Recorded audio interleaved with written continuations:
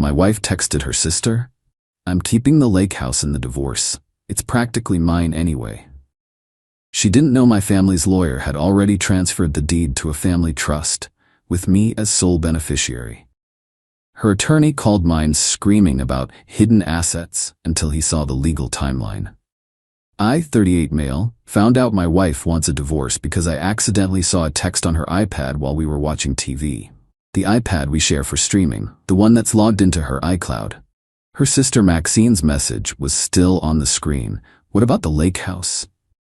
Brielle's response, "Oh, I'm definitely keeping that. It's practically mine anyway.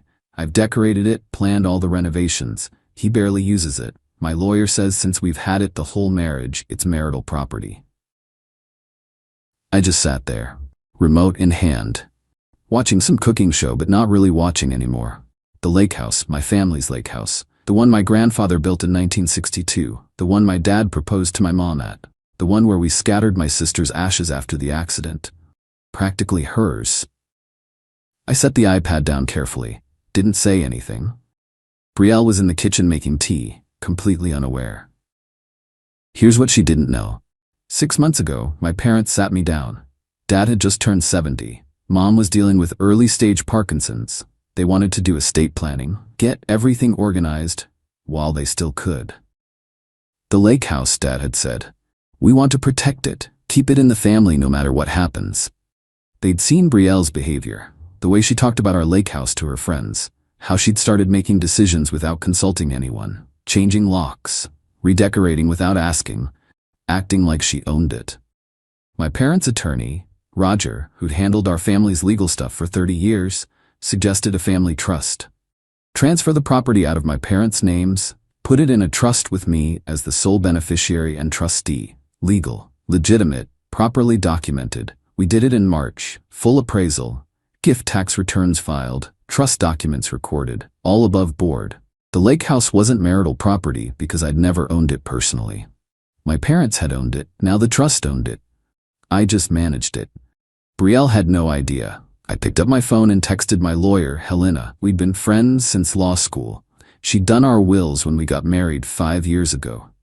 "Need to talk. Wife wants divorce. She thinks she's getting the lake house." Helena called me 2 minutes later. "The trust property?" "Yep." "Oh boy, when are you filing?" "Didn't know I was filing until about 10 minutes ago." "Want me to handle it?" "Please." I filed first, beat Brielle by 3 days. Update 1, 2 weeks later, Brielle lost her mind when she got served. "You filed for divorce?" I was packing a bag, moving into a hotel while this sorted out, cleaner that way. "Seemed like that's where we were headed based on your texts with Maxine." Her face went pale. Then red. "You read my private messages?" They popped up on the shared iPad, the one you were logged into, while we were watching TV. That's invasion of privacy. Actually, it's called being in the same room as an unlocked device. But hey, let's talk about the lake house. "What about it?" "You told Maxine you're keeping it in the divorce, that it's practically yours." She lifted her chin. "It is. We've been married 5 years. I've put so much work into that place. Your parents barely even use it anymore." "Brielle, you don't own the lake house. You've never owned the lake house. My parents owned it. Now a family trust owns it. You have zero legal claim. That's not, your lawyer can't just already did. 6 months ago, all documented, properly filed. My parents transferred it to protect family assets during their estate planning. You want to call your lawyer and ask about how separate property trusts work?" She grabbed her phone and left the room. I could hear her voice getting louder in the bedroom. 20 minutes later, she came back out. "My attorney says you're lying.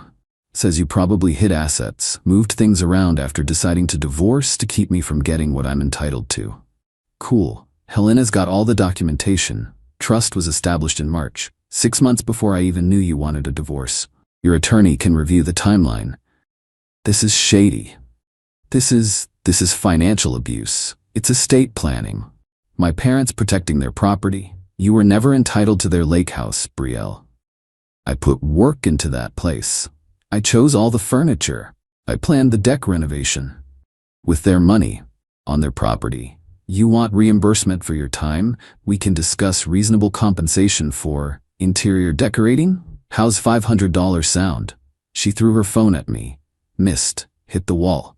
My family is going to hear about this. I'm sure they will. She called her parents that night. I know because her dad called me the next day. What the hell is this about the lake house? Hi, Donald. It's in a family trust. Always was family property. Brielle has no claim. She's put 5 years of her life into that relationship. She deserves an equitable division of actual marital assets. The lake house isn't one. Talk to your daughter's lawyer if you don't believe me. He can review the trust documents. Click. Brielle moved in with Maxine. Her lawyer requested all financial documentation. Helena provided everything, including the complete trust file with dates, appraisals, and recorded deeds. Then things got interesting. Brielle's lawyer sent a demand letter accusing me of hiding assets and fraudulent transfer. Said they'd be filing a motion to set aside the trust as a sham transaction designed to deprive Mrs. Whitmore of her marital rights. Helena's response was beautiful. The trust was established 6 months prior to divorce filing, during routine estate planning by elderly parents facing health issues. All transfers properly documented, appraised, and recorded. Trust funded with separate property that was never marital asset. Client never had ownership interest to convey, no marital funds used. Your client had no reasonable expectation of inheritance or ownership. Accusation of fraud is baseless and potentially sanctionable. Suggest you review trust law before filing frivolous motions. Radio silence for a week. Then Brielle's lawyer called Helena. Wanted to discuss settlement. Translation: he'd reviewed the trust documents, realized his client was wrong, and didn't want to get sanctioned for filing a baseless fraud claim. Update 2. 6 weeks later. The entitlement escalated in creative ways. First, Brielle tried an end run. Showed up at the lake house with a moving truck. My parents were there for the weekend. Dad called me. Your wife is here with movers. Says she's collecting her belongings. What belongings? All the furniture she bought, the kitchen stuff, the deck furniture, everything. I drove up there, 2-hour drive. Got there to find Brielle directing movers to load my parents' furniture onto a truck. Brielle, what are you doing? Taking what's mine. I paid for all of this. With whose money? Mine. I pulled out my phone, opened our bank statements. Really? Because here's a $4,800 charge to Pottery Barn from our joint account. Here's $2,200 to Williams Sonoma. That's our money, marital funds. Exactly.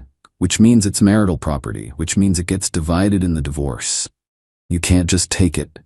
Your family doesn't even want this stuff. They hate my taste. My mom walked out onto the deck. Actually, Brielle, we loved what you did with the place, but it's still our house, and you're trespassing. Brielle's face twisted. You old bag, you never liked me. You put him up to this whole thing. My dad stepped forward. You need to leave. Now, before we call the sheriff. Fine, but I'm taking what I paid for. No, I said calmly. You're not.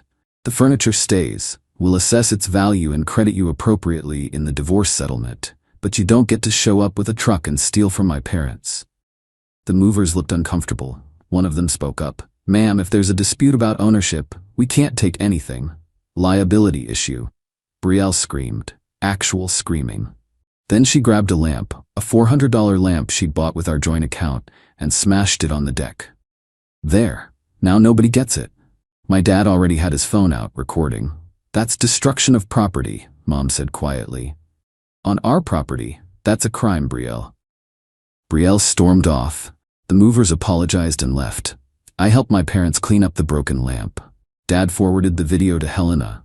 Helena forwarded it to Brielle's lawyer with a note. Your client committed vandalism on my client's family property. Video evidence attached. Suggest you counsel her regarding appropriate behavior during divorce proceedings.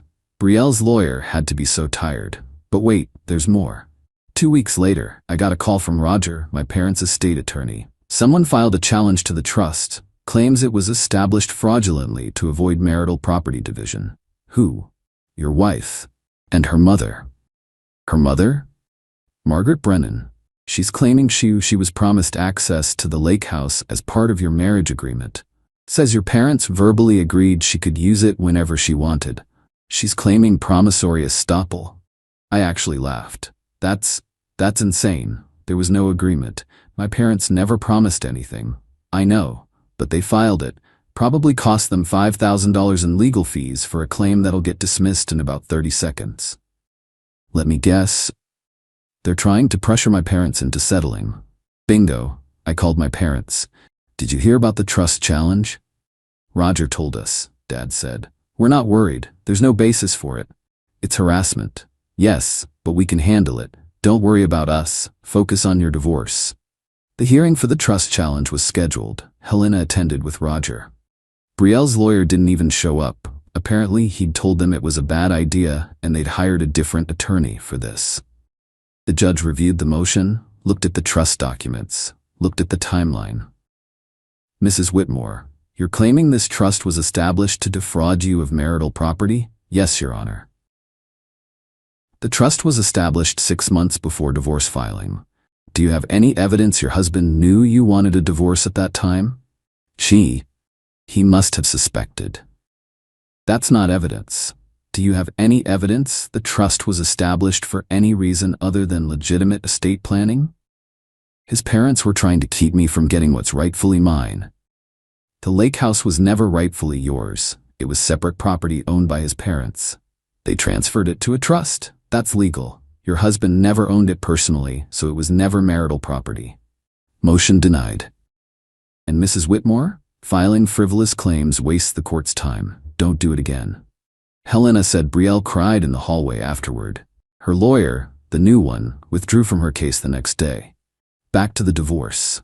Brielle's third lawyer, a guy named Paul who apparently specialized in complex property division, requested a meeting. Helena and I sat down with him. Brielle wasn't there. Paul slid a settlement proposal across the table.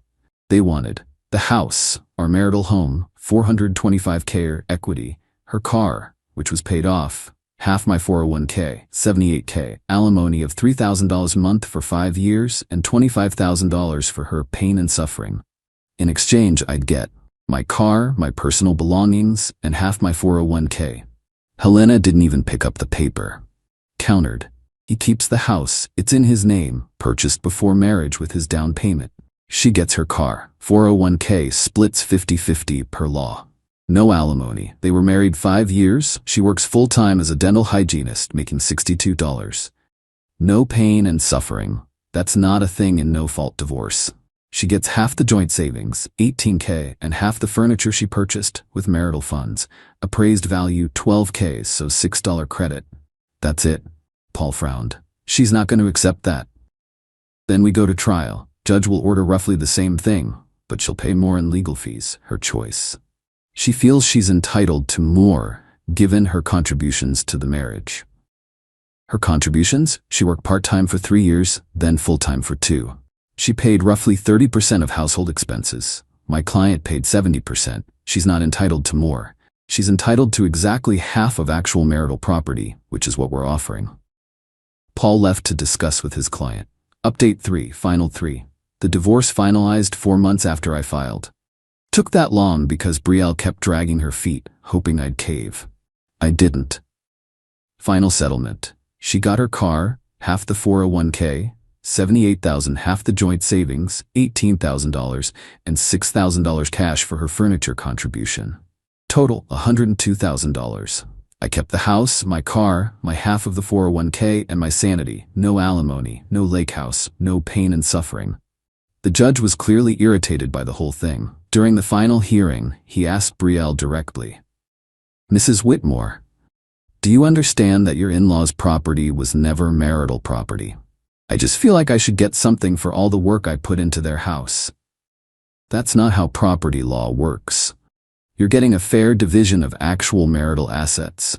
Be grateful your husband's being reasonable about the house. He could have argued for a bigger share given his larger down payment in contributions. Do you accept this settlement? She looked at Paul. He nodded. Yes, Your Honor. Good. Divorce granted. Outside the courthouse, Brielle approached me. First time we'd spoken directly in weeks. I hope you're happy. I'm not happy, Brielle. I'm sad our marriage ended, but I'm relieved this is over. You kept everything.